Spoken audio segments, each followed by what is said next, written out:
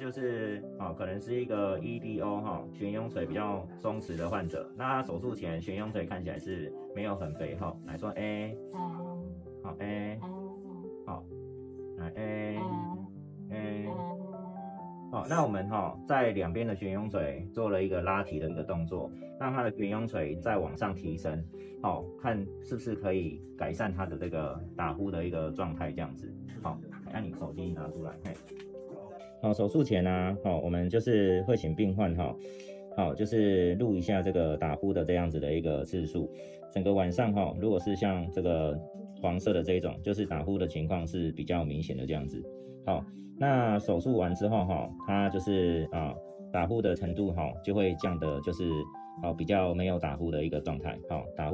打呼前就是手术前呢，基本上就会有一个就是明显橘色这个打呼的一个程度。那手术完之后，打呼的情况就可以显著的改善这样子。那这样子的话呢，就是比较不好判断的 case 啦。因为在门诊的时候，有时候体重也不是很肥胖，然后鼻子的通畅度也是 OK， 那舌头也没有很大，悬雍垂看起来形状也还好。那这个时候我们会用内视镜判断一下是不是悬雍垂它在这个睡觉的时候呢有往后塌陷的一个问题。那我们可以用这个悬吊的方式来往上悬吊的方式把它做一个拉提，然后让它造成它的这个睡眠的时候悬雍垂比较不会往后塌陷，那可以改善睡眠的一个状态和打呼的情况这样。那我们就是用内视镜从鼻子看这个悬雍垂后面，我们就可以看到悬雍垂的后面这个宽度就是会非常的宽敞。那悬雍垂如果比较松弛的话，有一些人睡觉的时候，这个悬雍垂会往后去挡住这个鼻腔跟喉咙的这个通道。那要最精准的检查这个是不是悬雍垂造成晚上睡觉呼吸的一个阻塞，一般来讲是要用睡眠内视镜的。就是说睡眠内视镜是患者在开刀房打了这个麻药，让患者模拟说睡眠的一个状态。这个时候我们用内视镜从鼻子看一下悬雍垂是不是松弛往后塌，造成呼吸道的这样子的一个塌陷这样子。正常来讲睡眠内视镜可以判断这一个部分。来，我们再从右边再看一次。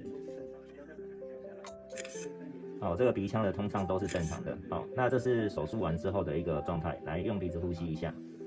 我们后面这个拉提完之后，悬雍垂后面的这个空间，基本上就是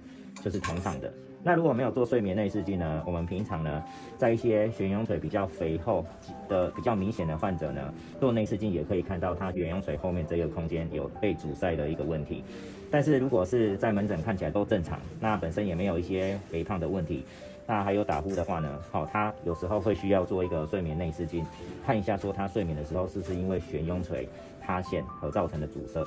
那有的时候是单纯做检查，那有时候是做完检查发现有问题，那当下就是进行手术来把它悬雍垂做一个拉提治疗的一个动作这样子。